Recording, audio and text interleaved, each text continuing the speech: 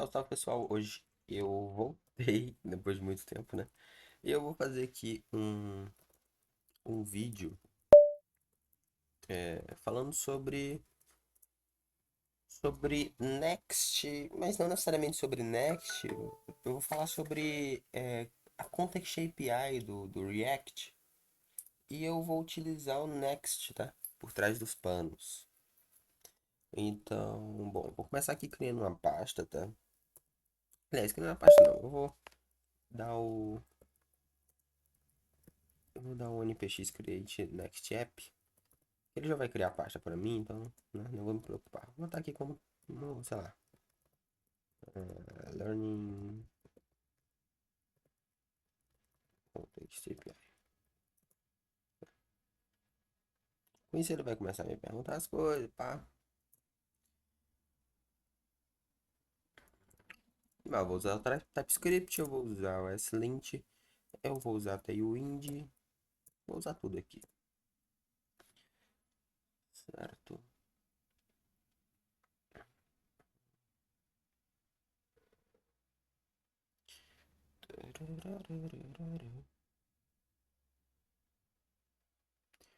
Bom, vai demorar aqui um pouquinho. Bom, explicando aqui por cima aqui o que é o Context API, tá? Imagina que você tem aí um código. E aí, esse código ele tem algum estado que você precisa utilizar em vários lugares diferentes. E você vai componentizar esse teu código, tá? Daí, como você precisa utilizar em vários pontos diferentes, às vezes não é tão legal você fazer esse. Esqueci o termo, mas é próprio alguma coisa, que é quando você, tipo, cria um estado no componente pai e passa para os filhos, e às vezes esses filhos têm filhos, e quem precisa desse estado é o filho do filho, sabe? Isso é uma coisa muito negativa, porque é, você vai ter uma prop passando por vários estados diferentes, tá? Por vários estados não, né? Por vários componentes diferentes. E muitas vezes essa informação ela não é necessária dentro daquele componente. Então você cria até uma espécie de boilerplate, né? Uma espécie de código desnecessário dentro de arquivos que não precisam. Tá? É claro, boilerplate não é necessariamente código desnecessário, tá? Talvez deu a entender isso, mas são coisas diferentes. Mas, bom, vamos continuar aqui. Então eu vou dar primeiro aqui um code ponto para ele abrir, né, o meu código e no VS Code e eu vou dar aqui o npm run dev, né? Deu erro. Ah, tá. Eu não abri a pasta, né, que eu criei do Learning Context API. Então, tipo, se eu não entrei na pasta, não vai dar certo. Então vamos lá de novo. Agora vai. Fechar outra. E é isso aqui. A gente tem aqui o código. E vamos abrir isso aqui no navegador. Pra ver o que é que a gente tem. Eita, bugou um monte aqui. Vamos lá. Bom, né, que é aquele a cara aí do Next. Mas eu não quero nada disso. Então vamos deletar essas coisas aí. Vamos deixar só aqui os imports aqui do próprio Tailwind. Vamos acabar aqui com essa parte aqui. E vamos deixar uma main aqui com o nome opa. Ou melhor, vai. Famoso Hello World. Né? Aqui tá tudo bem. Então é isso. Pronto. Agora vamos começar. Vou pensar em algo. Vamos fazer uma sidebar, vai. Imagina que eu tenho uma sidebar. Eu vou querer uma sidebar. E dentro. é, e aqui dentro e essa sidebar ela vai ter itens, né? Botões. E esses botões eles vão alterar aqui o que a gente vai estar vendo. Né? Então, vamos lá. Bom, para isso, vamos começar componentizando, né? Vamos criar aqui uma pasta, tá? Que vai ser os components. E vamos já criar aqui um componente que vai ser o sidebar. Então, vamos ter x. Legal, agora que a gente vai criar aqui o sidebar. E o sidebar ele vai ser um functional component, tá? Um function component. Por enquanto eu não vou dar nenhuma prop para ele. E eu vou retornar aqui uma div com o nome sidebar, tá? E eu vou exportar isso, né? Não vai aparecer nada, né? Porque eu também não chamei em lugar nenhum, né? Essa sidebar ela vai ficar aqui no layout, tá? Porque ela vai ficar ao redor da aplicação. Então a gente vai colocar aqui, ó, side ao redor, ao lado, né, da aplicação. Aqui, ó, sidebar. E aí aqui a gente vai estilizar isso aqui um pouquinho para ficar parecida com a sidebar de verdade, tá? Então aqui a gente vai ter uma div, tá? Que vai ficar ao redor disso tudo. E, né, vamos utilizar aqui o tailwind para poder fazer isso. Vai ser o display, vai ser grid. Vamos dar aqui um grid calls. Eu vou querer personalizar isso, então vamos pegar aqui 20% para ser a div. E o resto vai ser o outro ali. Então pronto, aqui a gente já tem aqui algo parecido com o que a gente quer. Inclusive eu vou fazer isso aqui para a gente poder verificar aqui os limites de cada coisa, tá? Então a gente vai ter aqui um bg. Vou colocar slate, que é uma cor que eu acho massa. E aqui no sidebar eu tenho que atualizar por aqui. No sidebar eu vou colocar aqui uma cor vermelha, tá? Então pronto, ó. Só que aí, tá vendo? Não ficou legal, né? Para que realmente fique legal, vou fazer o seguinte. Eu vou terminar um, uma altura mínima. Vamos ver se por aqui vai. Eu não testei isso antes. Vai, então pronto. Agora a gente tem uma altura mínima. E aí os elementos agora eles estão na tela toda. Daí a gente consegue ver aqui, desse lado direito, vai ser o lugar onde a gente vai ter as nossas páginas. E aqui do lado esquerdo vai ser a sidebar que a gente vai utilizar para atualizar isso, tá? Então vamos lá, né? Bom, se eu tenho um sidebar, eu vou precisar aqui ter alguns botões, né? Que vão fazer essa alteração, tá? Então por enquanto eu vou começar com botões mesmo. Então vai ficar um botão, né? Esse botão ele vai ter um nome, vai ser, sei lá, por exemplo, vai lá, tipo carteira, né? Digamos que eu estou fazendo aqui um dashboard de uma fintech, lá, sei lá, de uma carteira digital. Então eu tenho aqui carteira, por exemplo, né? E eu vou ter aqui um clique, que ele vai executar uma ação, e a gente vai determinar depois, tá? E aí aqui a gente já chega aqui no primeiro conceito de Next, né? Que eu quero passar para vocês, que é a diferença entre Server Components e Client Components, tá? Você vê aqui que esse onClick, ele é uma função, né, um método, que ele vai ser chamado quando o usuário ele clicar num botão, né, dentro da tua interface. E aí, bom, o React, né, ele é uma ferramenta que ela veio para facilitar a interatividade da tua aplicação, tá? E isso surge alguns problemas, né? Principalmente relacionado com os estados, né? Ela é muito orientada a status. Então, e o que é um estado? Não, um estado é uma informação que ele vai fazer uma alteração de renderização, tá? Nessa tua tela. E toda essa renderização, tudo isso é executado no computador do cliente aqui, da pessoa que está utilizando o teu sistema. E isso existe um problema relacionado com isso, que é a questão de desempenho mesmo, tá? Se tu tem uma aplicação grande e tudo vai ser renderizado pelo computador do cliente, isso pode te dar um gargalo de desempenho, né? E para resolver isso, a gente tem os server components, né? Então, tudo aqui que a gente não declara, eu poderia ter declarado aqui, tá? por exemplo, aqui como use server.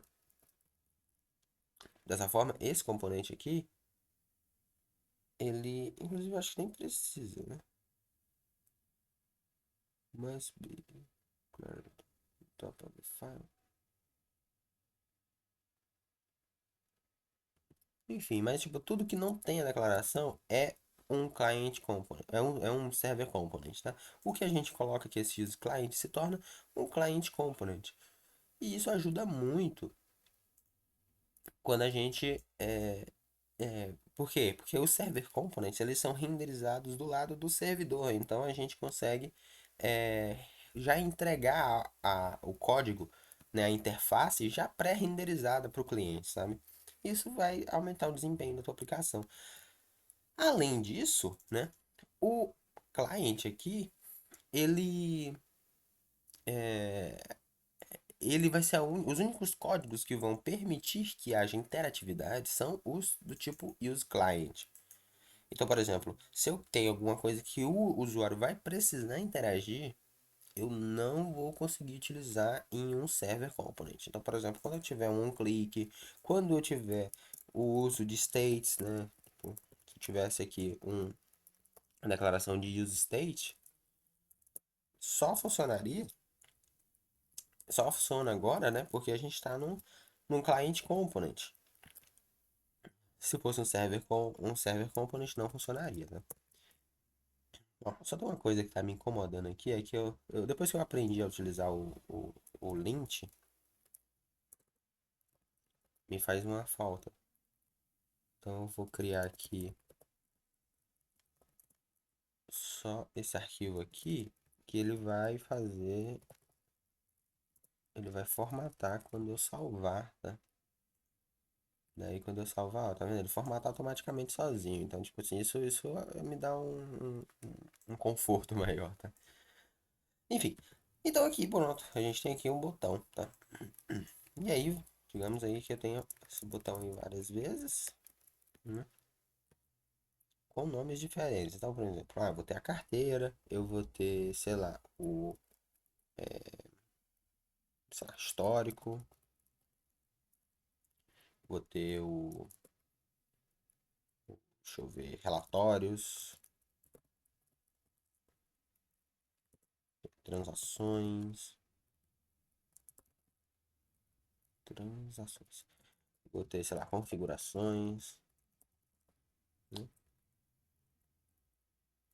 Aqui, pronto. Aqui a gente tem vários botões e, né, bom, tá bem feio, então vamos estilizar um pouco isso. Então vamos criar aqui um, vamos dizer que é flex, tá? Flex call, que a gente quer uma em forma de coluna. E a gente vai dar um gap aí, sei lá, de 1,25 rei. Acho que tá demais esse gap. Perfeito. E vamos adicionar uma estilizaçãozinha aqui também. Vamos colocar aqui, colocar um texto. Vamos dar um hover. Quando eu der um hover, eu quero que o texto fique white. Eu quero que ele fique branco o texto. Aí, também quando eu quero adicionar uma transição. E a transição vai ter uma duração aí de 150, né? Pronto, agora tá mais agradável. Outra coisa, eu vou adicionar um padding aqui. Um padding de, sei lá, P10 aqui. Massa. Vou adicionar esse padding aqui também. As coisas começarem a ficar mais organizadas, né? Então pronto, aqui agora eu tenho aqui já vários botões, né? E agora vamos adicionar aqui a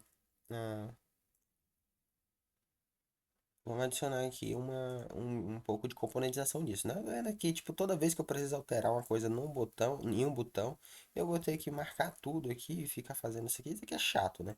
Então a gente vai primeiro separar isso em um sidebar item, tá? E a gente vai dar um export no sidebar item, que vai ser um function component, tá? E esse aqui vai ter prop, tá? Então a gente vai declarar aqui o tipo sidebar item props.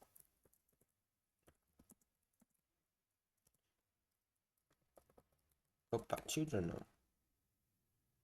Ele vai receber um label, vai ser um texto.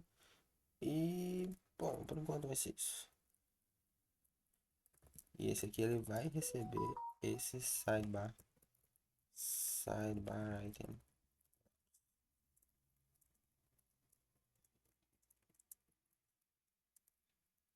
Eu escrevi errado aqui. Legal. E ele vai pegar esse label aí e vai retornar. Ele vai retornar exatamente o botão, tá? Deixa eu pegar aqui. Vai retornar o botão. E no lugar aqui de carteira a gente vai ter o label que está recebendo. E agora a gente vai chamar isso aqui a partir do sidebar item, tá? Passando, né, claro, o label aqui. No caso desse daqui era carteira. Deixa eu pegar aqui todos eles. Relatórios, transações, configurações. Massa, massa. Pronto. Agora ficou um pouquinho mais organizado, né? E agora se a gente precisar modificar um botão, né? Por exemplo, não quero mais essa duração aqui, eu quero só 100 duração. Pronto, atualizei todos. Só precisei modificar o código em um lugar só, né? No final das contas, a vantagem da componentização é exatamente isso, né?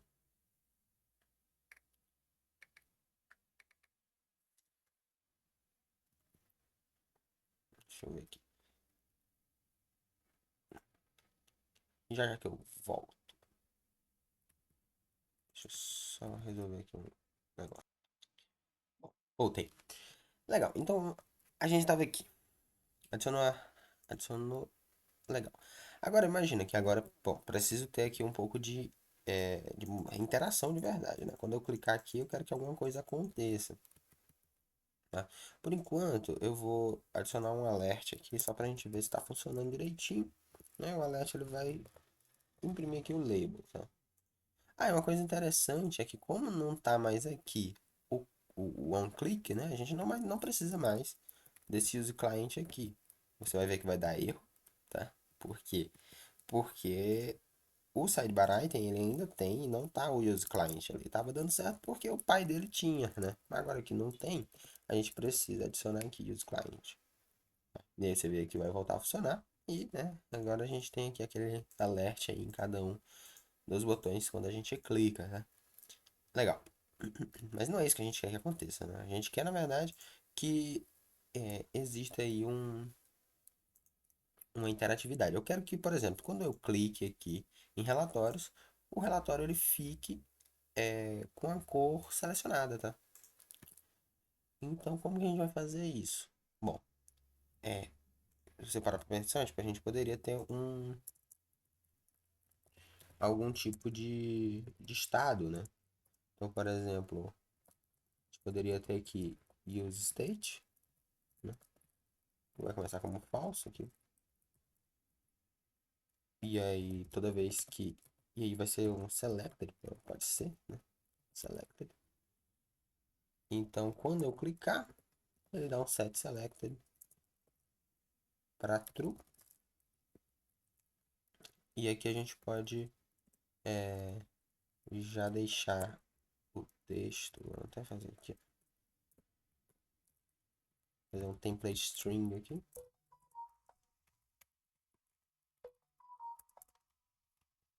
Pá, já volto. Bom, né? E o template string ele é um tipo de. Ele usa código, né? Então você precisa ter aqui essa definição de código aqui. E, bom, se né, selected, a gente vai retornar aqui um texto white. Né? Text white. Nossa, de novo. Bom, legal. Com isso, a gente já tem aqui a interação de que o componente ele muda, né? Aqui. Ele fica selecionado, tá? Só que, tipo, não é o que eu queria, né? Porque eu queria que, tipo, quando um clicasse, o outro desclicasse, o outro não tivesse clicado, né? Então a gente já percebe que esse estado aqui, ele tá no lugar errado, né? Então, tipo assim, esse estado ele não deveria estar aqui e poderia vir, por exemplo, lá de fora. Então, poderia vir aqui um selected string, né? E uma função de um clique, por exemplo.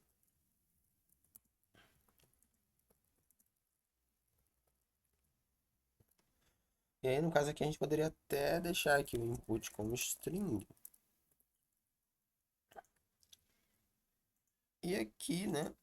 Agora a gente precisaria puxar essas informações de lá. E o selected ele já está ali, né? Só que agora esse selected eu coloquei string para ver, para validar, né, se é igual ao label, né?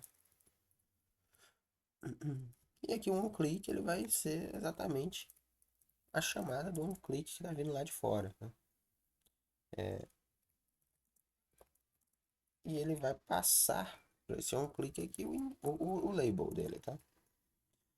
Minha ideia é o quê? Aqui no sidebar, né? A gente vai ter aqui onClick e nesse caso, aliás, melhor, vamos começar pelo início. Primeiro, a gente vai ter que ter agora o estado aqui dentro, né? Então aqui a gente vai ter que dar um use client para a gente poder utilizar o use state. E a gente vai utilizar o use state aqui. E aí o use state ele vai começar com... Eu vou começar com carteira já selecionado, tá? E ele vai ser o selected e vai ter um set selected aqui. Aí aqui para dentro a gente vai passar aqui a selected, que vai ser o selected. E o onClick ele vai ser essa funçãozinha aqui, ó. Que na verdade dá até para passar o set selected aqui, né? E realmente é uma função que recebe o input do tipo string, né? E ele não retorna nada, né? Inclusive aqui a gente pode até determinar isso aqui, só para ficar mais corretinho. Daí agora você percebe que só vai ficar marcado o que a gente quer, né? Só que, por exemplo, imagina que eu quero utilizar esse label aqui para atualizar isso aqui. Daí você vai começar a surgir outro problema. Tipo assim, poxa, o sidebar, ele não tem como filho o children lá, aliás, a página não é filha direta do sidebar, né? Eles são meio que componentes irmãos aqui, né? Então, como é que eu faço para que o children tenha acesso ao estado que está dentro de sidebar? Aí começa a surgir posições, por exemplo, então vamos subir um nível a mais o estado. E aí você vai perceber que o estado ele vai ser necessário ser passado para o sidebar para poder ser utilizado em sidebar item. Ele vai precisar ser passado aqui pro children aqui, né, para as pages. Então, tipo assim, vai começar a ficar meio estranho. Então, como que a gente resolve um pouco isso aí? É onde entra justamente a parte dos contextos, né? Então, eu vou criar aqui uma pasta com o nome contexts e vou criar aqui o sidebar context. Eu vou até fazer aqui um negócio assim, ó, sidebar.context.txt, né? Então, tipo, todo arquivo que tiver .context dentro da minha arquitetura aqui vai ser um arquivo de contexto, tá? E como que a gente faz para criar um contexto? Bom, é bem simples, né? Esse contexto ele precisa ser exportado, então eu vou dar aqui, ó, export const, que vai ser o sidebar context, né? E ele vai receber o create context do React, tá? Esse create context ele precisa ter um valor aqui inicial, tá? E é bom que a gente tenha uma tipagem para ele, né? Então eu vou criar aqui o type sidebar context type. E esse tipo ele vai receber aqui que o selected é do tipo string. E a gente vai ter também um set selected, que vai receber um input que vai ser do tipo string, e ele vai retornar void. Tá? Agora aqui dentro a gente vai passar dizendo que ele é do tipo sidebar context type, e aqui a gente vai passar o selected, que no início ele não vai ter nada, e o setSelected, que ele vai ser uma função que não faz nada no início, tá? Eu vou colocar aqui carteira logo. Não vou colocar nada, vai ficar assim. Tá? Além do sidebar context, isso aqui é o contexto, tá? Mas o contexto ele funciona com um provider, tá? Então, por exemplo, você tem um contexto e você tem algo que vai prover, né? Vai, sei lá. Acho que é a palavra prover mesmo, né? Vai prover esse contexto para os outros componentes. Então, a gente vai criar esse sidebar context provider, tá? Né? E ele vai ser um componente, tá? Então ele vai ser aqui, ó, function component, né? E ele vai precisar necessariamente aqui nesse caso, ele vai precisar ter um tipo, vai receber uma prop aí, que vai ser a children, tá? Vai passar uma children aqui por aí. E aqui sidebar context provider type props. Uhum. E ele vai pegar aqui essa children. E o que é que ele vai retornar? Ele vai retornar. Sabe aquele sidebar context ali em cima? Ele vai só retornar o sidebar context ponto provider. E aqui dentro a gente vai passar o children. Dessa forma. Só que o provider, ele tem uma própria obrigatória que é o value.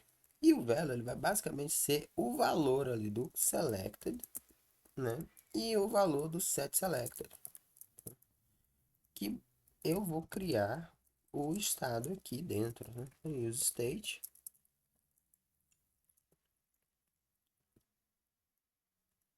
Vai ter aqui a selected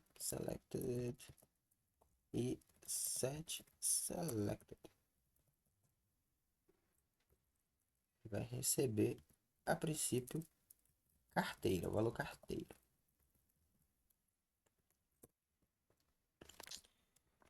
E, né, a gente tem que exportar isso aqui, tá? Pra gente poder ter acesso lá fora, né? Como é que funciona o provider? O provider funciona da seguinte maneira. Todos os componentes que estiverem dentro do provider vão ter acesso ao contexto que você vai estar provendo, tá? Então, por exemplo, digamos aí que o sidebar item, né? Como é que vai funcionar agora? Ao invés de eu receber o selected e o onClick, eu não vou mais ter isso aqui, né? Isso que não existe mais. E a gente vai puxar essas informações de dentro do contexto, tá? Então aqui a gente vai ter um selected, né? Então, inclusive eu tava... E esse contexto, como que a gente vai usar esse contexto? A gente utiliza um hook chamado useContext do React, tá? E a gente tem que passar qual contexto que a gente está querendo utilizar. Por isso que a gente expôs o sidebar context. Por isso que a gente exportou ele. Daqui de dentro a gente vai ter tanto o selected quanto aquele set selected lá que a gente pegou, né? E aí aqui basicamente a gente só vai mudar aqui, ó, pro set selected. Dentro do sidebar agora a gente não tem mais nem essas declarações de selected aqui, né? Então a gente pode removê-las. Eu ia remover de uma forma aqui, mas ia bagunçar tudo. A gente pode remover elas aqui. A gente pode remover aqui. E também pode remover todos os on-clicks, né? Necessário. Perceba que vai voltar a funcionar. Ou será que não? Na verdade, qual é o problema aqui, né? Por que que não está funcionando? Lembra que eu falei que tem que estar dentro do provider?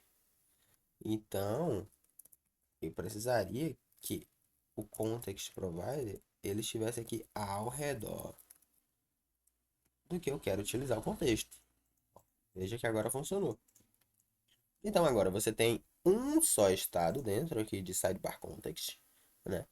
E esse estado, ele é, ele vai ser provido aqui para todo mundo que estiver dentro do sidebar context provider, tá? Então todo mundo que estiver ali dentro vai poder utilizar o hook chamando o hook use context chamando aqui o sidebar context, tá? E aí vai conseguir pegar tanto selected quanto set selected e atualizar uma variável lá só, um estado só, né? Então eles meio que compartilham esse estado entre si e, né, por exemplo, sem precisar ter aquela cascata de, de, de coisa. Ah, aliás, o context, né, para poder chamar o create context, você precisa ter essa use client, né? Porque você está criando um contexto ali. Então ele precisa ser use client, né? Agora ficou fácil, porque, por exemplo, né, digamos que eu não queira que só o sidebar tenha acesso a esse contexto. Mas digamos que eu também quisesse que as páginas, né, tivessem. Então, se eu deixo aquele sidebar provider lá, context provider aqui no layout, ó, perceba que dentro das páginas, né, eu vou estar podendo utilizar o contexto, né? Então, posso agora chamar aqui o use context, passando o sidebar context e puxando, por exemplo, o selected aqui para dentro e, sei lá, imprimindo na tela o selected. Lembrando, né, para utilizar um contexto, você precisa utilizar o use client. E aí, ó, tá vendo? Agora eu consigo atualizar isso aqui conforme eu modifico aqui uma coisa. Então, por exemplo, aqui poderia ter, tipo, sei lá, uma validação aqui. Se for selected, se for, por exemplo, selected igual a, a carteira, eu retorno uma div, o nome, olá, programador. Se não, eu retorno uma div com o valor de selected, né?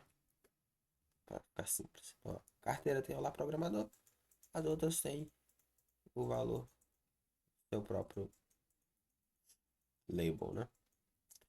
Então, bom, é assim que você cria um contexto, tá? E dessa forma você conseguiu deixar o código muito mais bonitinho, né? Perceba que não tem aquele, aquela cascata de props, né? Tipo, vindo lá do layout, ou vindo daqui do sidebar, indo aqui para dentro do sidebar item. Percebe que o use client aqui, ele só tá onde realmente é necessário, tá? Inclusive, deixa eu só testar se ele é realmente necessário aqui. Que é porque usa o use context, né? Então, tipo assim, ó, tá vendo? Ele só é chamado onde realmente é necessário. Então a gente tem um código muito mais bonito até, né? E você também, e também com o uso do isso aqui, né? Esse format on save que utiliza aqui o lint, né?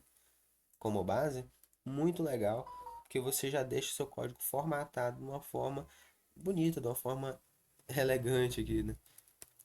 Então é isso que eu queria mostrar aqui, tá? E isso aqui serve para muita coisa, né? Então, por exemplo, se você tem um algum tipo de login, você precisa puxar o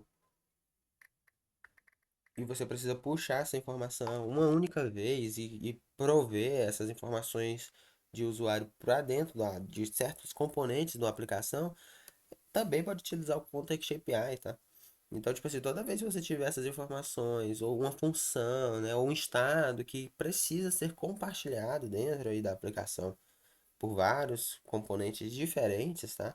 E principalmente quando esses componentes eles estiverem em hierarquias diferentes, né? Às vezes você tem, tipo, o estado ele está sendo declarado lá no início, igual era ali, e ele só é utilizado lá embaixo.